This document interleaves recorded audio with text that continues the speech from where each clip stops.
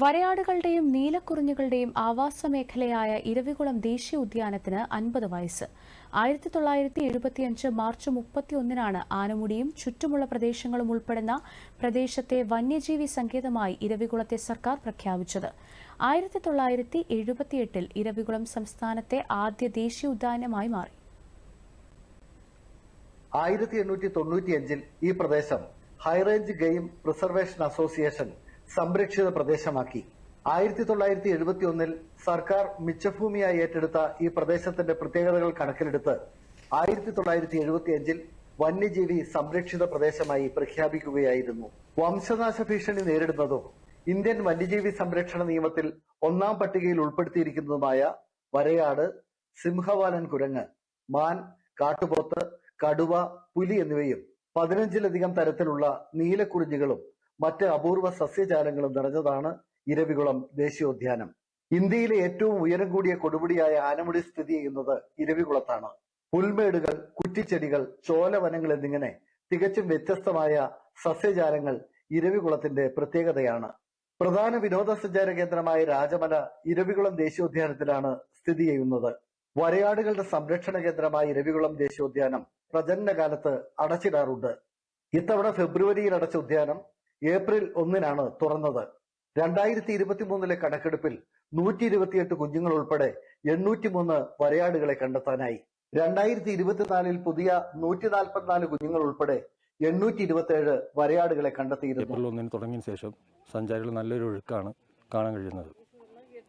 ഇനിയിപ്പോൾ ഈ മാസം 23 മുതൽ 27 വരെ വരയാട് സെൻസസ് തുടങ്ങിയാണ്. കഴിഞ്ഞ തവണത്തെ സെൻസസിൽ 827 വരയാടുകളാണ് കണ്ടെത്തിയത്. അതിൽ തന്നെ 144 പുതിയതായിട്ട് ജനിച്ച കുഞ്ഞുങ്ങളായിരുന്നു. മൂന്നാറിലെത്തുന്ന സഞ്ചാരികളുടെ മുഖ്യ ആകർഷണമാണ് ഇവിടം. ക്ലൈമറ്റ് നല്ല ക്ലൈമറ്റാണ്. ഞങ്ങൾക്ക് ഇവിടെ വന്നാൽ നല്ല കുളിർമയായിരുന്നു. നല്ലൊരു മനസ്സിനൊരു സംതൃപ്തി കിട്ടുന്ന ഒരു സ്ഥലമാണിത്. I wish that each and everyone should at least once in a lifetime visit this place because we have mesmerizing views here and the animals here is the rare one which we could see and just as all the government's been saying that we need to safeguard our nature, it's really true. It's our responsibility to take up this responsibility to safeguard our nature. It's for our own good. Actually, it's a very beautiful area. Actually, we have seen that on Nilagiri That and hill station is very good actually. And this one snow which is coming here, feeling very cloudy and cool and very wonderful experience. Eravikulam ദേശീയോദ്യാനത്തിന്റെ പ്രവേശനം ഉൾപ്പെടെയുള്ള നടപടികൾ ഓൺലൈനായാണ് നടക്കുന്നത്. സഞ്ചാരികളെ രാജമലയിൽ എത്തിക്കാൻ വാഹന സൗകര്യവും ഏർപ്പെടുത്തിയിട്ടുണ്ട്. Buggy car സൗകര്യവും ഇവിടെയുണ്ട്. വളരെയധികം പുതുമയോടുകൂടി തന്നെയാണ് ഈ പ്രാവശ്യവും ഇരവികുളം ദേശീയോദ്യാനം തുറന്നിരിക്കുന്നത്. നമുക്ക് ടിക്കറ്റിംഗ് സംവിധാനമെല്ലാം ഓൺലൈനാക്കിയിട്ടുണ്ട്. നമുക്ക് മൂന്നാർവൈൽഡ്ലൈഫ്.com എന്ന വെബ്സൈറ്റിലൂടെ ഓൺലൈനായിട്ടും ഇരവികുളം ദേശീയോദ്യാനത്തിലേക്കുള്ള ടിക്കറ്റ് എടുക്കാവുന്നതാണ്. കൂടാതെ ഇവിടെ വന്നാലും ഓൺലൈൻ വഴി ഓൺലൈൻ കിയോസ്കുകളും വാട്സാപ്പ് ടിക്കറ്റിങ്ങും വഴി നമുക്ക്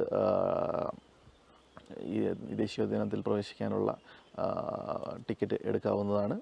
വ്യാഴവട്ടത്തിലൊരിക്കൽ നീലക്കുറിഞ്ഞി പൂക്കുന്ന മരമേടുകളും മഞ്ഞും കുളിരും നിറഞ്ഞ അന്തരീക്ഷവും സഞ്ചാരികൾക്ക് അസുലഭമായ അനുഭൂതിയാണ് പ്രദാനം ചെയ്യുന്നത്. ഇരവികുളം ദേശീയോദ്യാനം സഞ്ചാരികൾക്ക് വിസ്മയം പകരുകയാണ്. വരയാടിൻ പറ്റങ്ങളുടെ കാഴ്ചകൾ മാത്രമല്ല, ഈ അന്തരീക്ഷവും ഈ കുളിര് നിറഞ്ഞ അന്തരീക്ഷവും സഞ്ചാരികൾക്ക് ഒരുപാട് ആഹ്ലാദം പകരുകയാണ്. ഇരവികുളം ദേശീയോദ്യാനത്തിൽ നിന്നും ക്യാമറമാൻ ഷാജനോടൊപ്പം ആന്റണി മുനിയറ, ദൂരദർശൻ ന്യൂസ്.